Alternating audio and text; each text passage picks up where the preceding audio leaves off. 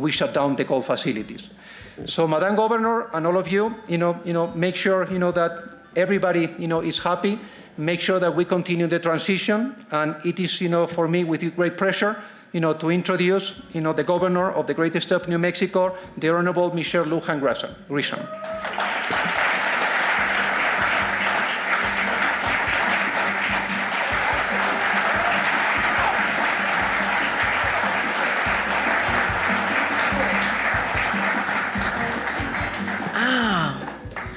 Good morning, everyone. Oh, and with these bright lights, I can't see a person. But that is, maybe that's better for public speaking. And I want to thank you for having a dinner at the governor's residence. Did you love it? Okay. How many of you know, so I'm doing a welcome. I promise I'm going to be quick, efficient, and talk about energy. But in fact, New Mexico's art and creative economy is soaring, surging. It should. It's one of our traditional value-based and largely in the Hispanic community space. We have some of the world's best art holdings. So when you think about the Met and the Smithsonian and the Louvre, add Santa Fe and New Mexico and the governor's residence and the foundation to that mix. So we're very proud to have guests and visitors, and I'm very sorry that I couldn't be with you last night, but I was traveling back from North Carolina, where Democratic governors are again leaning in and talking about and having actions about climate crisis and renewable energy. So your work today is incredibly powerful. It's a statement about how we're collectively all going to work together to make it happen. Two, I was raised in Santa Fe, so I've always considered this my home. And 50 years ago, we embarked on creating the U.S. Hispanic Chamber of Commerce, something that New Mexico, thank you, is very proud of in our own Hispano Chamber. It's a meaningful, very important partnership. And I understand today that you are also wanting to make this first energy summit an annual thing, and I have to tell you, please do it. Not only do we, of course, want you here, spend all your money here, stay here, have a business here, expand your businesses here, invest in our renewable energy and all of our innovation around tackling the climate crisis, because it's about not just saving the planet, which is important enough, but this is really where the jobs of the future are going to be, and this...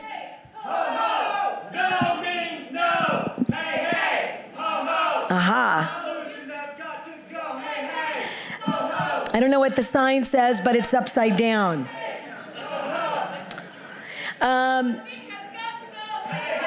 Still don't know what it says.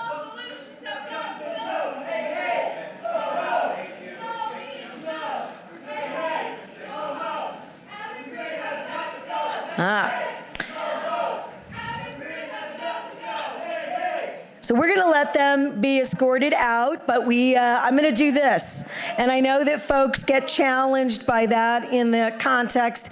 You can only do that successfully, safely, peacefully in the United States of America.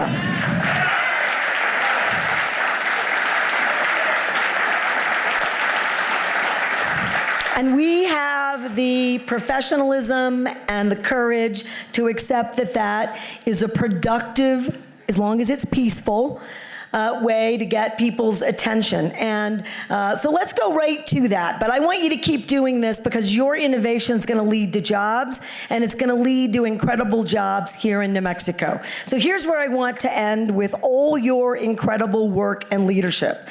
I am incredibly proud, so you're going to hear me brag, that's what good governors do, that our energy transition is, in fact, been identified as one of the most remarkable. And I choose that term very specifically. Look, we are now the second largest oil and gas producer in the United States. Well, if we're going to be energy independent, and we're going to be energy secure, and we're going to continue to lead the free world as Americans, then it is an issue in a transition. We're transitioning from fossil fuels. We can't pretend that that's not occurring. But you can be responsible in that space, and now New Mexico is leading the world in being responsible in that space, which means no fresh water, produced water, and innovation and new jobs in produced water. It means the strongest methane rules, reducing by tens of millions of metric tons of methane that, as you know, is the most dangerous greenhouse gas emission, by making sure that we are not emitting those pollutants. We now have the strongest ozone rules, and that's now being taken on by every other state and being led by the federal government. So much so, thank you, that when we were in COP26 in Glasgow, New Mexico's on the world stage. You can do both. That's what a transition looks like. And now, Texas is going to follow our produced water rule, and they should. But we led by example, holding polluters accountable, making sure that we have stringent laws and rules about pollution, being more efficient and more effective, while at the same time decarbonizing whole sectors. So our Energy Transition Act, which we did in 2019, says very simply, and we're already ahead, says that by 2030, you got to be at 50% reduction in your utilities in terms of getting to carbon zero. And then by 2050, you got to be at 80. Now, I will tell you that the utility sector is beating that. And you heard from Pat Vincent Kalan, who's going to tell you that they think they can get there by 2040. That's where you come in. It literally is a race to the top. We will also, by executive order, and we'll get a statute that will codify that all sectors, not just utility, will be at net zero by 2050 in the state of New Mexico. Every single sector. How do you get there in a transition? You get there by hydrogen. Hydrogen is the right bridge. And for an energy state like New Mexico, this is going to lead to literally thousands of jobs, brand new, American-made, leading technology. And who's going to do it? You are. It's going to be these businesses, your innovation, your employees, your courage, your leadership is going to create the space where, quite frankly, I predict that New Mexico is going to be the first state in the nation to successfully, are you ready, decarbonize aviation with hydrogen. That was not robust enough. Let me just say it one more time. When the next time you fly into New Mexico, I want you to be on a hydrogen airplane. How about that? All right. And I want your businesses to be engaged in that work. That is leadership. And all of these companies, Avangrid, Iberdrola, all of these spaces, government should and will lead by example, from the electrification of transportation to hydrogen as an innovative transition, to managing oil and gas, to reduce the pollutants to keep us so that we don't continue to warm. But we can't do it. Government can't do it unless the leadership in the private sector is not just with us, but leans in a bit ahead.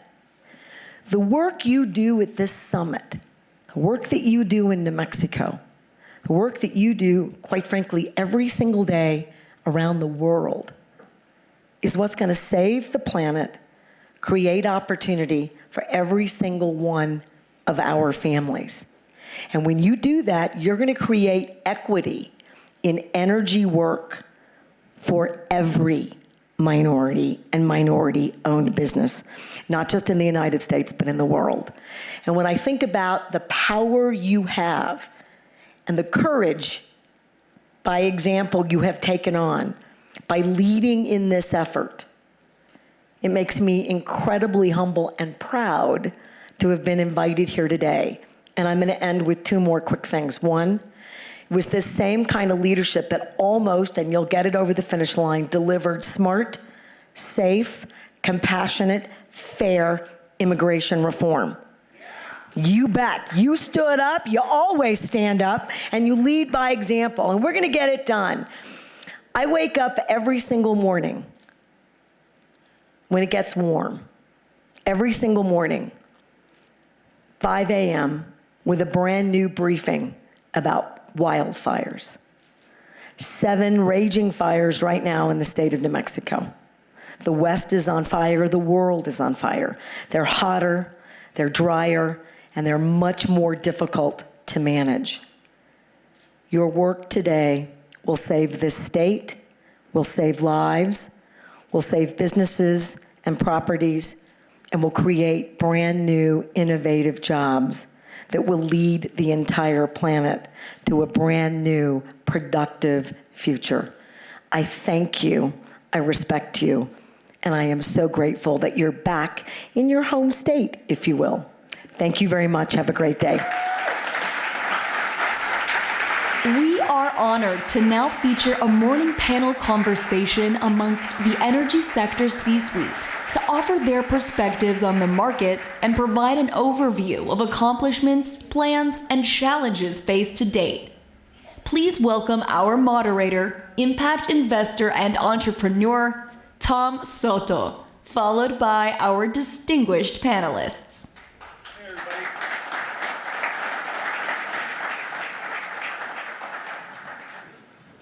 While they all come in, I'm going to go ahead and just give a very brief overview and thank the governor. My mom always used to say, who was a very popular and populist elected official, although she passed away in 2009, I live my life by her sayings. And she'd always say there's always a big difference between an elected official and a leader. And we have a great governor here in New Mexico with Michelle. And she doesn't demonstrate being just a great governor, but she is a great leader and a significant voice in the era of climate change that we need to support the decarbonization of our economy. And I want to thank her and acknowledge all of the support that she's given, not just the United States Hispanic Chamber of Commerce in this event, but the leadership that she's providing through the Democratic Governors Association and challenging all the other states to do what New Mexico is doing. So thank you, Governor Grisham. We really appreciate your participation.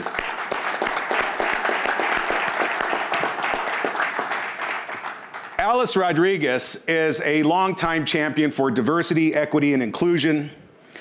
The banking industry, probably about 12 years ago, became even more suspect of climate change, and she was one of the early voices working with Jamie Dimon at JP Morgan Chase to help to establish a framework to address that from an institutional point of view and respond to carbon and climate change. And has been a longtime leader with the Chamber, with the New America Alliance, which I'm the longtime board member and former chair of, which was established in New Mexico as well in 2000.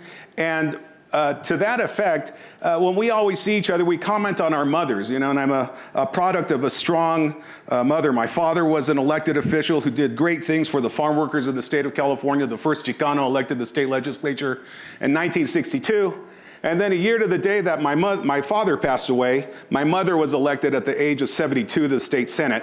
And she led a whole 10-year tenure of reform. She had 110 bills signed by the governor into law over that period. But she was the defining standard for me to benchmark my career and my life against with respect to the ethic that I would use in order to perform my life as a venture capitalist, as an environmental activist, and so forth. And my parents always had a number of sayings, and I think the saying that I want to use here is similar to what Alice had remarked, which was her mother's saying from Jane Goodall. And my mom's was very simple, which was, mijo, shoot for the moon, come back with a piece of cheese, right? And that means bust your ass, get out there and get it done. And you may not make to what you wanted to get to, but you're going to get someplace better than where you were. And here we have a panel of really three distinguished players in the energy world, all of which is transitioning toward, and the term transition can mean anything, but to me, it means exiting fossil fuels and carbon and going toward more sustainability and our ability to achieve a decarbonized economy. To that effect, I think if we look at what our panel is, you have a series of innovators. And I'm going to start with Gary Opedal, who is with Emera, which is a $25 billion energy company. And I could go through the list of everything that he's doing. I won't, because I want to have a discussion. We only have like 27 minutes. But the one thing that I enjoy about what Gary's doing is the acceleration activity, your incubation activity that you're doing in Albuquerque and so forth, and we'll get into that. And then, of course, we have Pat Vincent, Colin. Good enough, close enough. We're good. Chairman, President, Chief Operating Officer of P&M Resources and so forth. She is, no need for introduction for her in New Mexico, but to say the least, she has a great regional overview of not only climate change and decarbonization, but all the resources that New Mexico has that the governor just spoke of that could help to engineer a path toward decarbonization. And being from California and one of the architects of a lot of that policy that we have that is getting us to net carbon zero, hopefully by 2035, there's a lot of work to be done. And we have tremendous winds in our sail with this administration, the Biden-Harris administration and so forth, and with leadership like Gavin Newsom and Michelle Lujan Grisham and others. Also with us is Tony Sanchez. And, Tony is a longtime resident and fighter for this out of Southern Nevada. He's with NV Energy, Vice President of Government and Community Relations, but he's been at this for a little while. And what I'm going to do is moderate more of a conversation than anything else, and begin to highlight, although we look at climate change as a serious threat to planet Earth, humankind may not survive, but the planet will. And so our key is to make sure that we could keep from hitting 1.5 degrees Celsius in the next 20 years, if not sooner, to assure that we're not going to have the catastrophic effects that we're currently experiencing right now get any worse and force huge economic and demographic shifts that we now see occurring throughout the world. We also know that there's a huge amount of economics that are tied to this success, of which the Latino community could be part of. We know, for example, that with the BBB infrastructure package and so forth, of that, about $550 billion is for climate change. And that's EV infrastructure, that's solar, that's hydrogen. These are the technologies that we need to have in our communities. That combined with the Executive Order Justice 40, which requires 40% of all these expenditures to be used in underrepresented communities and to be contracted with underrepresented vendors and so forth, is a great boon to our community. We also know that there's tremendous health effects as a result of not responding to climate change in the communities that we all serve that we want to avoid. So given all of that, I'm going to ask Gary to give us your overview. What is the algorithm that you are using at Energy to begin to focus on developing economic opportunity as well as building a force for decarbonization that hopefully in New Mexico occurs, but infects the rest of the West and perhaps the United States? Thanks, Tom, and thanks for the U.S. Hispanic Chamber of Commerce to get us together for this conversation. It's really good to be with you in a room full of people who are really trying to make an impact and doing actions for the future of energy from a resilient, renewable, and equitable standpoint. And the good news is when good people get together, good things happen. So I'm expecting some really good stuff. Already had great conversations last night and this morning. We have a motto at Emera that says that it's easy to predict the future. You just keep a keen eye on the inevitable. And what we know is inevitable are DERs, distributed energy resources. We know that EVs are inevitable. And we know that there's going to be continued policy that says that we are going to be decarbonized. And those things together made us kind of rethink. You know, as a 7th grader at Wilson Junior High in Albuquerque, I was a futurist even then, and I said, you know, what's going to happen in the future? And I traveled to California, and I thought, okay, here's the future. And I realized I come back to New Mexico, wait a few years, and I see what's going to happen.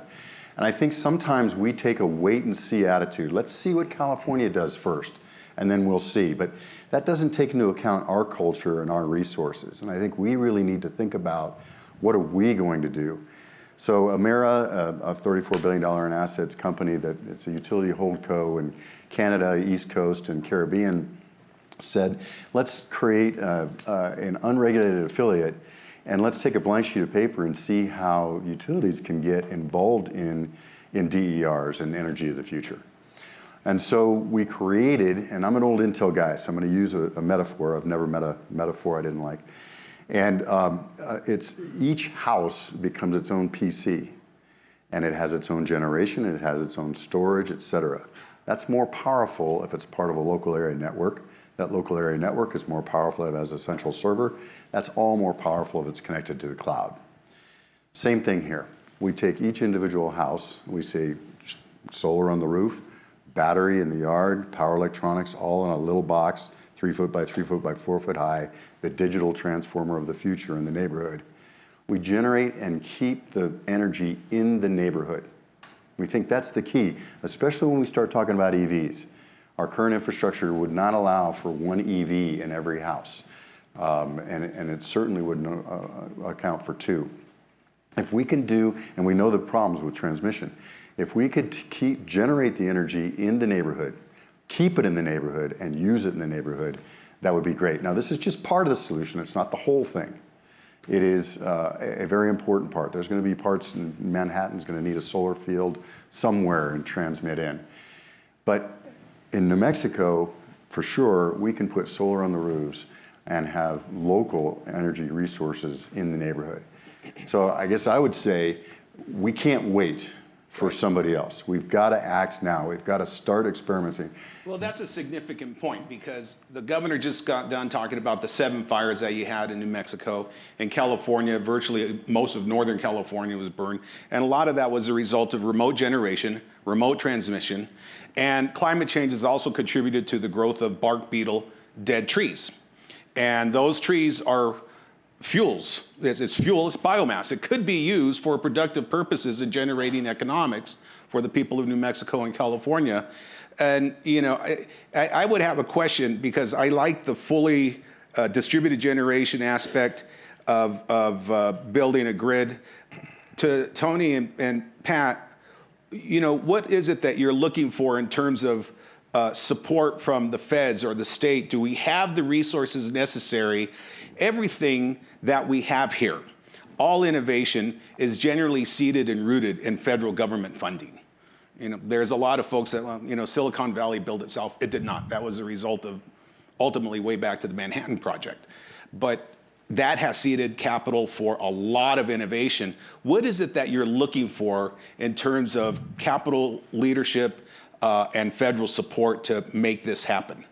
Well, let me say if we wait for the federal government, we're in big trouble. Right. Yeah, right. No matter what administration it is, there's a lot of hurdles for federal administration.